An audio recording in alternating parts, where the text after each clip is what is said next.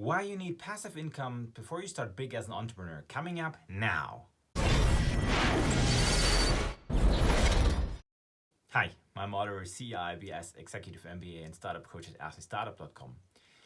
Before we deep dive into today's topic, I just want to give a short disclaimer because passive income is never really passive. So if I mean passive income ideas, this actually means that these are ideas that take a lot less of my time and effort to control them and for them to make money to me. However, they are never completely passive, meaning I don't have to do anything about them. Now, let's go first in. What are possible passive ideas and why do I need them before I start big as an entrepreneur? Well, number one reason you need passive income is it should take care of your standard living costs, if possible, of course. Now, why is that so important? Well, the main reason is it takes off a lot of stress and anxiety before you actually start your own business. If, for instance, let's say you have a rental property that is paying you your monthly income or your rent plus the groceries that you need to make, it actually frees up your mind and the stress so that you have enough time to figure out how to grow your business as such. In reality, and that actually is a transition from research done on poor people, because a lot of poor people, they have only one thing, and that is the only thing they have in mind, that is how to get food. Now, there is a research and it said that poor people are just having a lack of cash.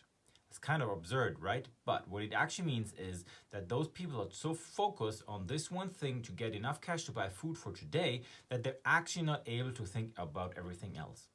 And this is actually true for every entrepreneur himself. So if you are relieved of that stress to make that sales today, but rather figure out why you're not getting those sales in the first place and maybe how to better solve the customer's problem, you're much better off in the long run and you will have a much more sustainable business than anybody else around you. Furthermore, you can also beat everybody by accepting higher costs in your business because you don't have to feed yourself out of your business right now. This actually means you can have higher costs to be spent to acquire a customer, which anybody else around you cannot do. So that gives you like a really hard competitive advantage over the others. I mean, let's face it, 88% of those businesses succeeding actually do not invent something new. They rather have a better execution. And sometimes it can be difficult, to figure out what the better execution is. But if you get the time and the money to do so, you're way ahead of a lot of the competition out there. And that is why I really strongly recommend you find out if there are any ways for you getting passive incomes so that you are able to sustain you for a longer period of time to start your business off and get it going. Now, caveat, it's really important that you do not think that, okay, I got my passive income enough to make my current living, and then you just forget about, putting all the effort in your business that you possibly can. So it's also a type of characters. Some people, they become lazy just because, okay, I got all the money in the world, and if there's some additional income, that's nice. That's not the way I was thinking here. I was really thinking like, give it the extra push, give it the thought that you need, but be relieved of having to come up with the sales today, but rather figure out how to properly operate your business so you can make a big killing down the road. So what are those typical passive income ideas? Well, of course, none of them is really passive, but of course, the biggest one is, I would say, rental properties. Because you can leverage the property and that way your income is a lot higher than if you would just put it into, that's option number 2, dividend stocks. Now, another way of getting passive, not really passive, but let's say more automated income is, for instance, YouTube.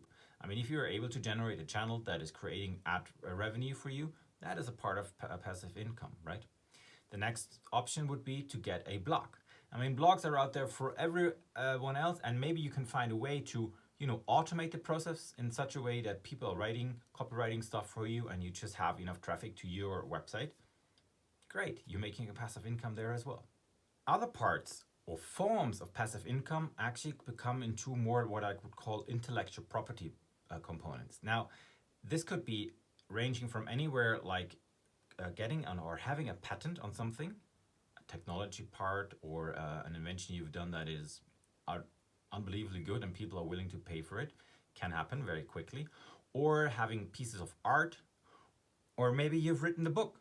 That's actually a great way, right? If you would have, like, let's say an Amazon book for $5, $7, and you're able to sell this, great, you have some additional income.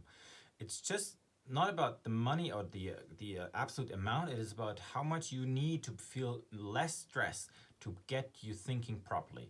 Because most people suffer when they're under stress a lot, and then they do not do the best decisions for the business, and then the business fails.